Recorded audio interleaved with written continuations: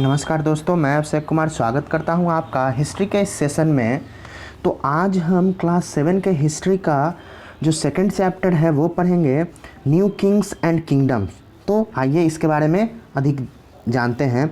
तो बहुत सारे नए डायनेस्टी जो थे वो 7वीं जो शताब्दी थी उसके बाद उभर कर सामने आए। तो मैप 1 जो यहाँ है वो बताता है कि किस तरीके से बहुत सारे जो रूलिंग डायनेस्टीज़ थी, जो शासक थे अलग अलग पार्ट्स में, मतलब इंडिया के अलग अलग पार्ट्स में 7 से लेकर के 12वीं सेंचुरी तक, यानी 7वीं से 12वीं शताब्दी के बीच में उनके बारे में, जैसे चमन है, परहाम्स हैं, कन्नौज हैं, बनारस हैं, प्रयाग, ये सब तो जगह है। उसके बाद पाल हो गए, यहाँ उत्काल हो गए कलिंगा में, उसके बाद इधर चोल हो गए, पांड्याज हो गए। ये सब उस समय के बहुत सारे शासक थे जो कि इंडियन सब कॉन्टिनेंट में शासन करते थे, अलग अलग शासक।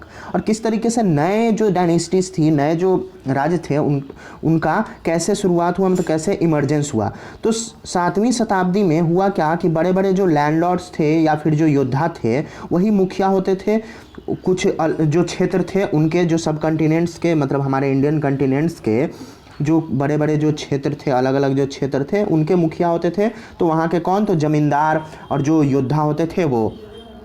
और जो राजा होते थे वो करते क्या थे कि उनको कुछ टाइटल दे देते थे, उपाधि दे देते थे। जैसे सामंत, वो राजा के सामंत होते थे।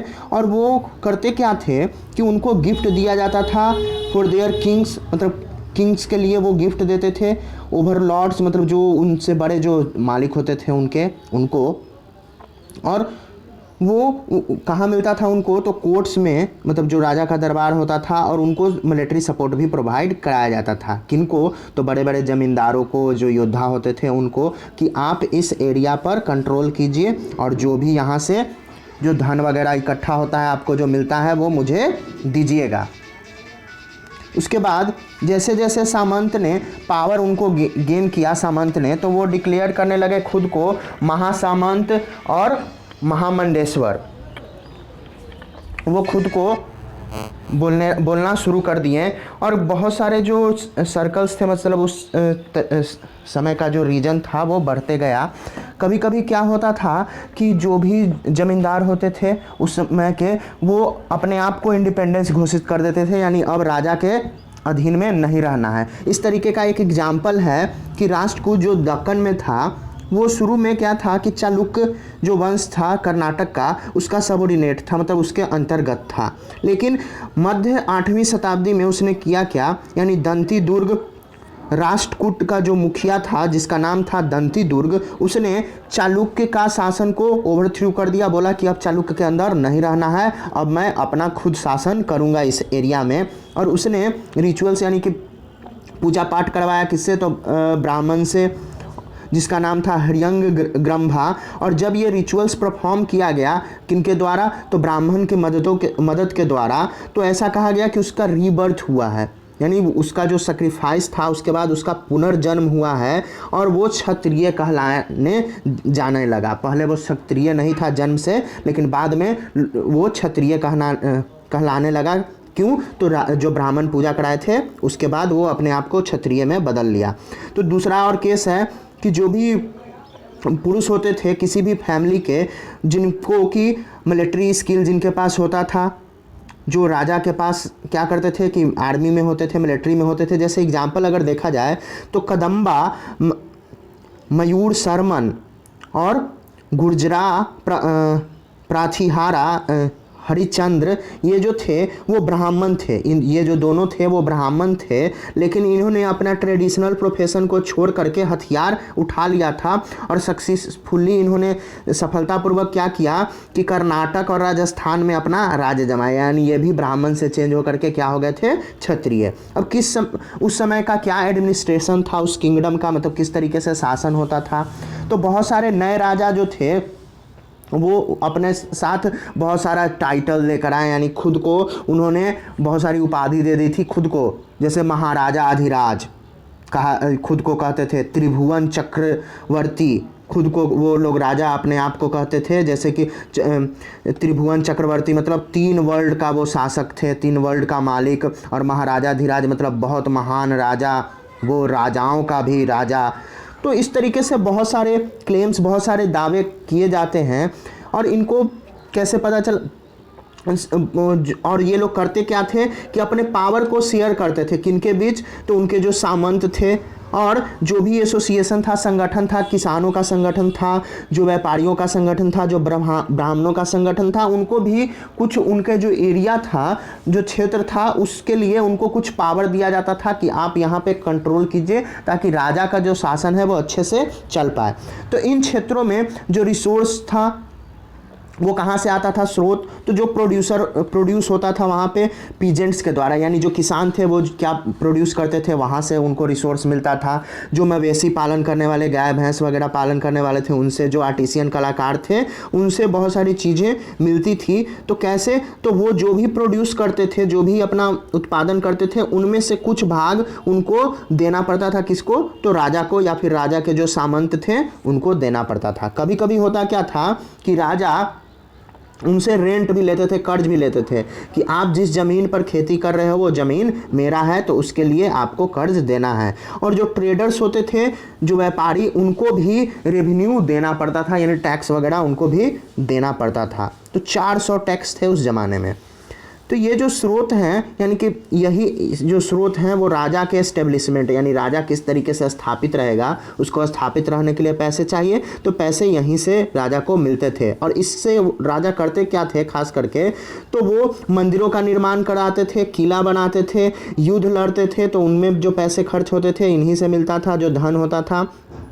और बहुत सारे ट्रेड रूट्स उनके लिए बनाते थे, जो भी ट्रेडर्स हैं तो उनको तो व्यापार के लिए रूट्स चाहिए, तो वो रूट भी ये प्रोवाइड कराते थे।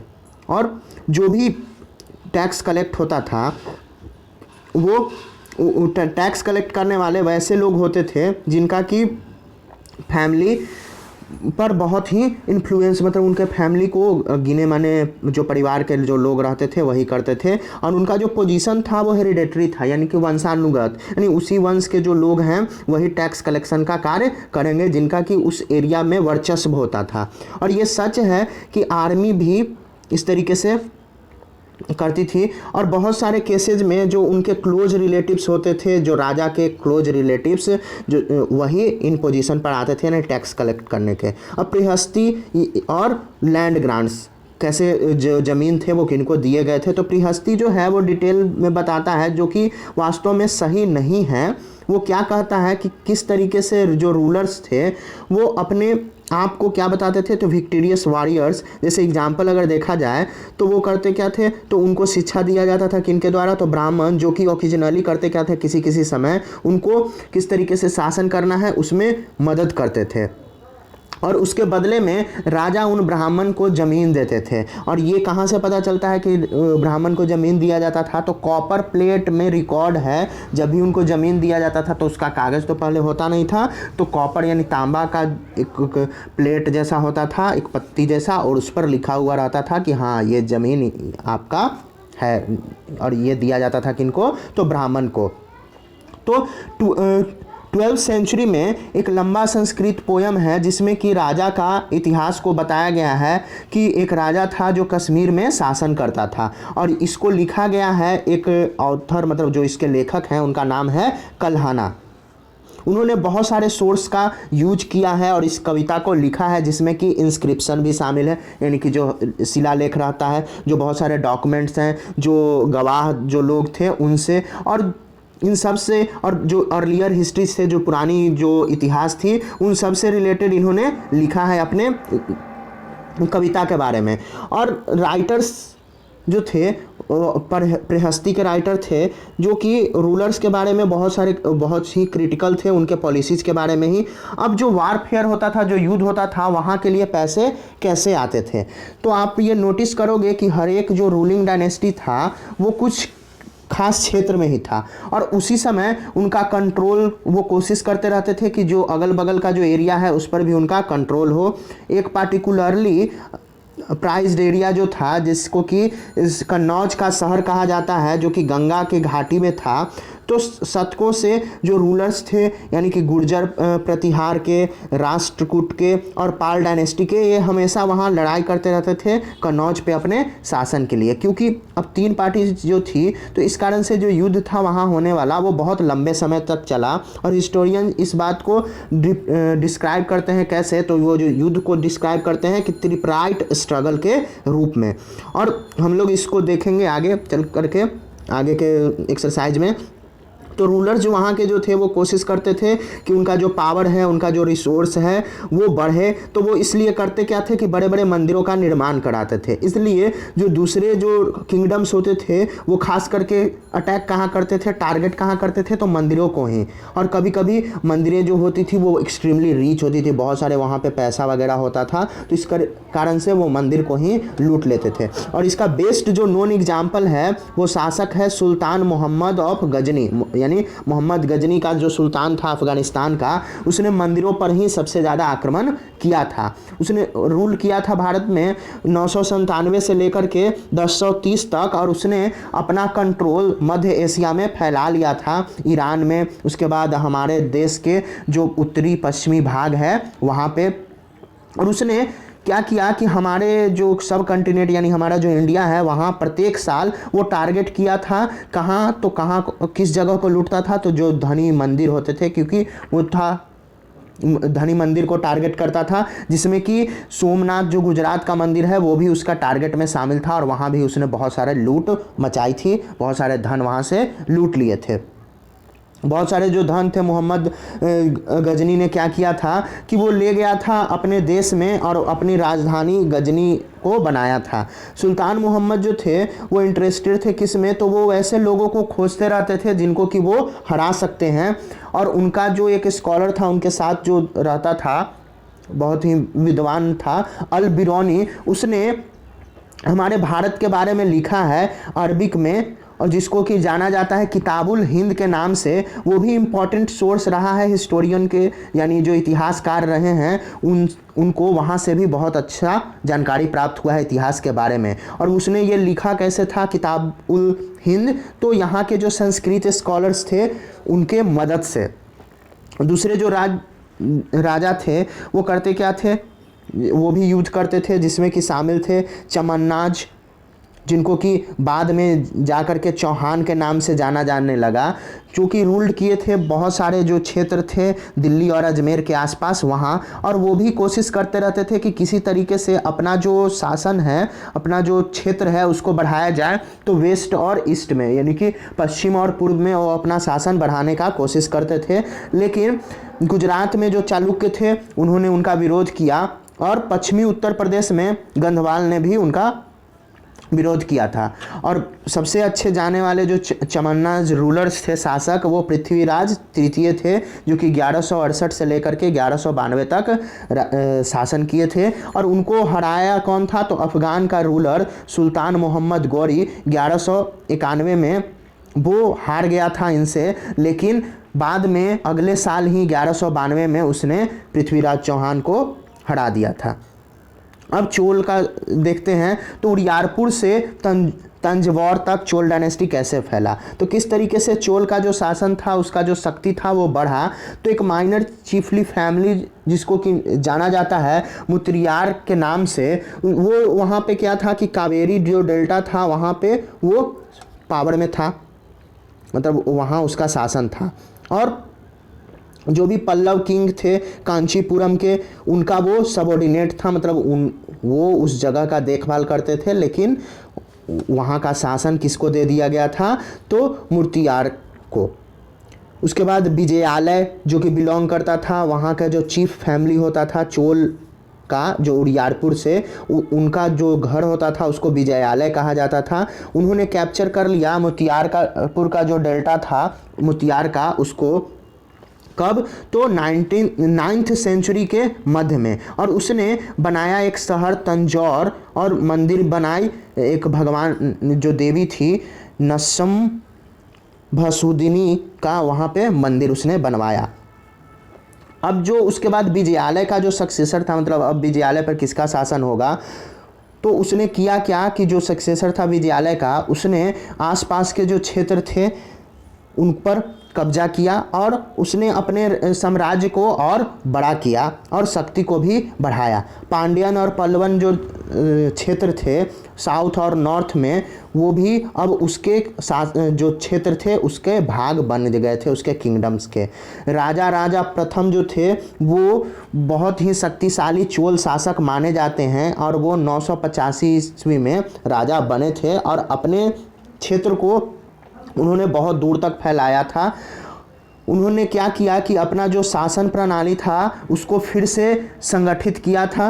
राज का जो बेटे थे राजेंद्र फर्स्ट, उन्होंने भी राजा का जो पॉलिसीज था उसको आगे बढ़ाया और उन्होंने गंगा की घाटी तक अपना साम्राज्य फैलाया था और गंगा की घाटी से लेकर के श्रीलंका तक, उसके बाद जो भी और साउथ ईस्ट एशियन कंट्रीज थी वहाँ, और उन्होंने अपना जो नाविक प्रणाली था मतलब जो नेवी था उसको भी बहुत ज़्यादा उस पर भी खर्च किया था। अब वहाँ के जो सुंदर मंदिर थे, जो कांसे की जो मूर्तियाँ थी उसके बारे में अब हम लोग जानते हैं। तो बड़े मंदिर जो तंजौर के थे, गांगीकोड़ा चोलापुरम जो थे, वो उन्हें राजा और राजेंद्र ने बनवाया था, जो कि उस समय का आर्किटेक्चरल और स्कल्पचर मार्बल्स थे। चोल मंदिर जो था वो सेटलमेंट मतलब वहीं पे क्या करते थे कि जो चोल के समय जो मंदिर बना था लोग वहीं पे आकर के मंदिर के आसपास ही रहते थे। ये जो था ये सेंटर बन चुका था क्राफ्ट्स प्रोडक्शन का, यानी कला का ये सेंटर बन चुका था। मंदिर जो थे वहाँ पे क्या होते थे कि जो लैंड होते थे वो रूलर्स और जो दूसरे लोग रहते थे वो उन सबके मंदिर के आसपास के ज़मीन होते थे।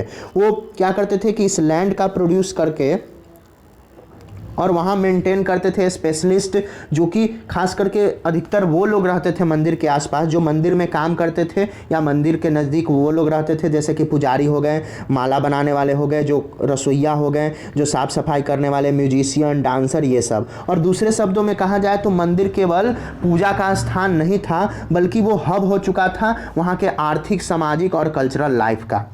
तो बहुत सारे क्राफ्ट जो थे वो मंदिर से रिलेटेड थे, जैसे कि कांसे की मूर्ति जो थी वो बहुत ही डिस्टिंक्टिव थी उस समय की।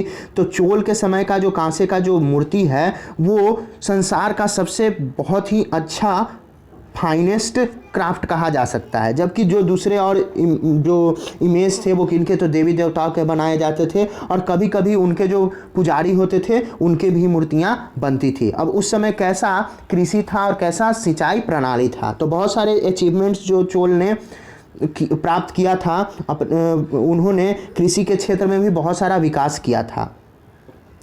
तो अगर कावेरी नदी के ब्रांचेज को देखा जाए तो हुआ क्या कि बे ऑफ बंगाल में गिरने से पहले बहुत सारे चैनल्स बनाए गए थे, उसमें बहुत सारे नहर बनाए गए थे जिससे कि सिंचाई होता था। ये चैनल कहाँ जाते थे, तो जो भी जो नदियों के किनारे जो ज़मीन थी उनको उपजाऊ बनाते थे।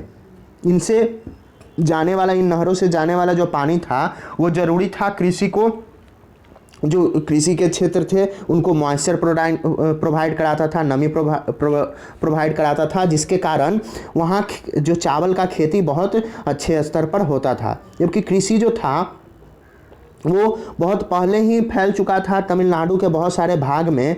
और ये कब फैला था, तो 5वीं से 6ठी शताब्दी में इस एरिया में बहुत सारा जगहों में कृषि का कार्य होना शुरू हो गया था। अब जो जंगल थे उनको क्लियर साफ कर दिया जा रहा था कुछ क्षेत्रों का, किस लिए, तो कृषि के लिए। और लैंड जो थे वो लेवल किए जा रहे थे, दूसरे क्षेत्रों के भी जो ज़मीन थे वो समतल किए जा रहे थे ताकि वहाँ पे कृषि का कार्य हो पाए। और जो डेल्टा रीजन था वहाँ पे किनारे किनारे बांध बनाया जा रहा था ताकि फ्लड्स ना आए, वहाँ पे बाढ़ ना आ पाए। और बहुत सारे नहर बनाए जा रहे थे ताकि जो पानी है वो कहाँ तक आ पाए, तो खेतों तक पहुँच पाए। अब इस क्षेत्र में लोग 2 फसल लेने लगे थे, यानी साल में 2-2 फसल उपजाने लगे थे। बहुत सारे केसेज जो थे जो कि ज़रूरी थे वाटर क्रॉप्स को आर्टिफिशियली, मतलब लोग अब आर्टिफिशियली वाटर को प्रोवाइड कराते थे अपने खेतों तक। तो बहुत सारे मेथड्स अपनाए गए सिंचाई के लिए। तो कुछ एरिया में क्या किया गया कि कुओं को खोदा गया, बहुत सारे टैंक्स बनाए गए, यानी कि बहुत सारे तालाब बनाए गए, जहाँ की वर्षा का पानी का संरक्षण होता था, वहाँ पे इकट्ठा होता था। और ये चीज़ ज़रूरी है कि इरिगेशन वर्क के लिए प्लानिंग बहुत ही ज़रूरी है। इस कारण से वहाँ पे लेबर और रिसोर्स को ऑर्गेनाइज करने के लिए बनाया गया। और इन जो कार्य थे इनको मेंटेन करने के लिए और ऐसा डिसाइड किया जाने लगा कि किस तरीके से पानी का बंटवारा हो, सब लोगों के पास बराबर पानी पहुंच पाए। बहुत सारे नए रूलर्स जो थे, जबकि वहाँ के जो लोग थे गांव में रहने वाले, वो भी इन क्षेत्रों में इन कार्यों में बहुत ही एक्टिव थे। अब उस समय का किस तरीके से एडमिनिस्ट्रेशन था, यानी शासन प्रणाली कैसे थी, तो एडमिनिस्ट्रेशन कैसे ऑर्गेनाइज किया जाता था। तो जो किसान थे, जिनको कि ऊर के नाम से जाना जाता था, वो समृद्ध हो चुके थे जब से सिंचाई का साधन उपलब्ध हो गया था। और इस तरीके के जो ऊर थे, उनके ग्रुप्स को, जो कि बहुत सारे संख्या में रहते थे किसी गांव में, उनको नंदू कहा जाता था। और ये जो विलेज काउंसिल होता था या फिर नंदू, वो बहुत सारे एडमिनिस्ट्रेटिव वर्क, एडमिनिस्ट्रेटिव जो शासन प्रणाली वाला जो कार्य है, जैसे कि न्याय करना है या फिर टैक्स कलेक्ट करना है, वो सारे कार्य ये करते थे। बहुत सारे जो धनी किसान थे वेला कास्ट के, वो करते क्या थे कि इन जो नंदू होते थे, इनके कार्यों पर वो ध्यान देते थे। और इनको ऐसा करने के लिए कौन बोलता था, तो चोल सरकार का जो सेंट्रल जो था, जो केंद्र में, वो उनके सुपरविजन पे काम करते थे। कौन, तो वेलाला जाति के लोग। जो चोल किंग थे, वो कभी कभी जो बड़े बड़े जो अमीर जो लैंड लॉर्डर्स होते थे, उनको टाइटल्स भी देते थे, उनको उपाधि देते थे, जैसे मनवेंदेवेलन का टाइटल, उसके बाद अरियार का टाइटल। और ये उनके लिए क्या होता था, तो सम्मान की बात होती थी। और जिसके कारण और भी उनको क्या दिया जाता था, तो उनको प्रदान किया जाता था ऑफिस, यानी कि आपका यह ऑफिस है, उनको राजा के द्वारा ऑफिस भी प्रदान की जाती थी। तो हम लोगों ने देखा था पहले ही कि ब्राह्मण जो थे वो उनको भी ज़मीन मिलता था, और उनको क्या कहा जाता था, तो ब्राह्मण दे, जो ज़मीन दिया जाता था, यानी ब्राह्मण को दे। जिसके कारण बहुत सारे नंबर्स ऑफ ब्राह्मण जो थे वो कावेरी वैली में बसने शुरू हो गए, जो कि साउथ इंडिया का दूसरा भाग था। हर एक ब्रह्मदेव अब ऐसा देखा जाने लगा कि वो ब्राह्मण लैंडलॉर्ड है, यानी कि ब्राह्मण जमींदार, क्योंकि उनके पास भी अच्छा खासा ज़मीन हो गया था। और ये करते क्या थे कि ये असेंबलीज बनाते थे, जो सभा होते थे, उनमें ब्राह्मण लैंडलॉर्ड को माना जाता था। और ये असेंबलीज बहुत ही प्रभावशाली ढंग से काम करती थी। ये डिसीजन जो लेती थी, उनको बहुत सारे शिलालेखों में रिकॉर्ड कर लिया गया है। और कभी कभी मंदिर के जो दीवार पर भी उनका जो बातें थी, जो डिसीजन थी, उनको लिखवा दिया जाता था।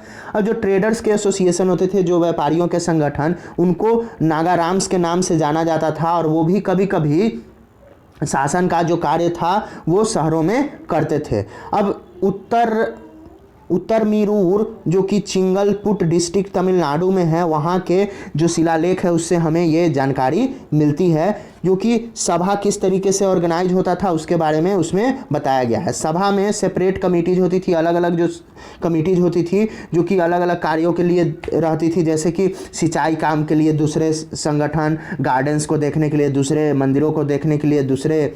और ये जो एलिजिबल जो लोग होते थे, जो वहाँ के मेंबर्स होते थे कमेटी के, उनको क्या किया जाता था कि छोटे छोटे टिकट पे, यानी जो ताम्र पत्र होता था उस समय का, तार का पत्ता, उस पर टिकट बना करके उनका नाम लिख दिया जाता था। और ये टिकट को एक मट्टी का जो घड़ा होता था उसमें रख दिया जाता था। और एक छोटा बच्चा को बोला जाता था कि जाओ और एक एक करके उसमें से एक एक टिकट निकालो हर एक कमेटी के लिए। तो इस तरीके से वो जो छोटा बच्चा था वो हर एक कमेटी के लिए एक एक टिकट निकालता था। तो यहाँ ये जो चैप्टर है आपका, चैप्टर 2 क्लास 7 का, वो हिस्ट्री का, वो समाप्त होता है। धन्यवाद।